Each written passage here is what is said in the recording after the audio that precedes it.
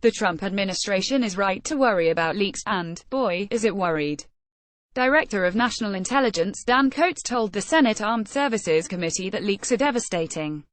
At a press briefing, Attorney General Jeff Sessions said they were undermining the ability of our government to protect this country.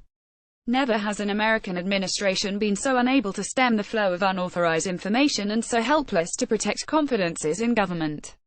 When Sessions spoke of the staggering number of leaks, he was not exaggerating. Unfortunately, Sessions, Coats and the rest of the Trump administration are wrong about the solution. The answer is not to crack down on leakers, as the government now swears it will do. The answer is to crack down on Donald Trump. Leaking makes governing harder. Politicians and their staffs cannot function unless they can interact candidly, and candor requires privacy. As Jason Grumet, the president of the Bipartisan Policy Center, likes to say, imagine how your conversation with your spouse about your Christmas party guest list would sound if you had to conduct it on Facebook. Delicate negotiations in Congress. The White House needs space for trial balloons, plausible deniability and strategic maneuvering, without being immediately shot to pieces by outside interest groups and the media. All of that is before considering the importance to national security of keeping state secrets, well, secret.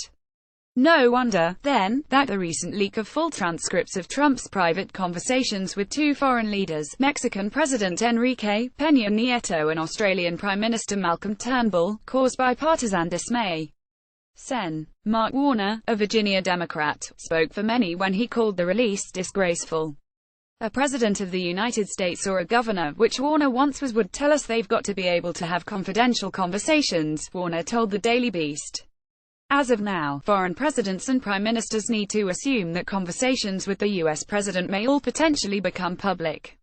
One result will be a diminution of candor, and a commensurate increase in grandstanding and playing to the public back home. A second result will be that the parties, seeking privacy, will banish note-takers and record-keepers when they can. Trump has already done that. He has conducted 2 meetings with Russian President Vladimir Putin without any U.S. note-taker present. Eliminating the record not only blinds future historians, it leaves today's policymakers unsure of what was said, or who committed to do what, or how to respond. For those reasons and others, Sessions was right to deplore what he called the culture of leaks.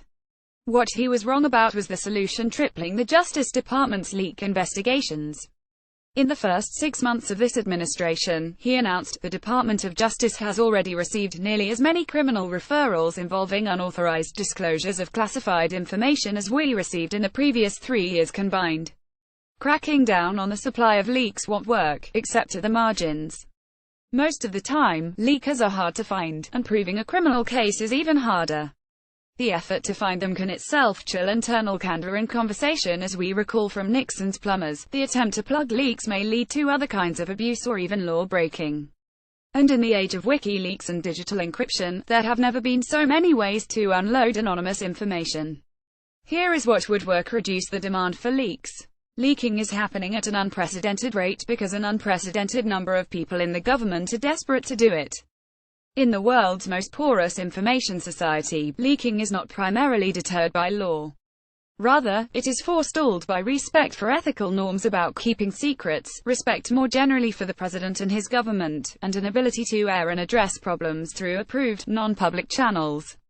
President Trump's own violations of basic norms about secrecy have dwarfed those of anyone who works for him. He publicly called upon Russia to spy on his political opponent and leak the result. He proclaimed his love of WikiLeaks. He discussed highly classified information with the Russians, a fact we know, ironically, because of a leak.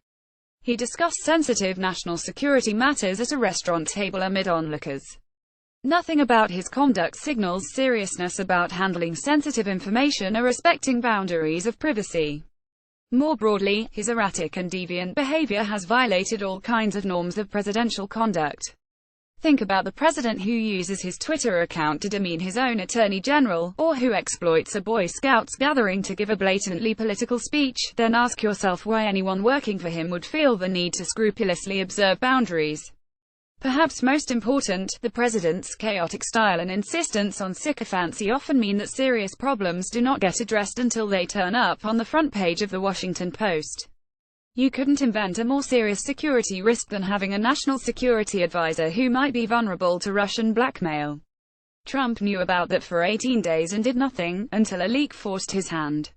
If people in government believe that the president is not competent or not on the level, or that the only way to address problems or protect the country is by leaking, they will leak. And leak. And leak. As, indeed, they often should. In our democracy, unauthorized disclosure is a safeguard of last resort. How could the Trump administration prevent it? Don't keep reaching the last resort. Establish some semblance of normal, ethical, orderly government. Set an example of probity and regularity. There is only one person in the government who can do that. Look for the leaks to continue.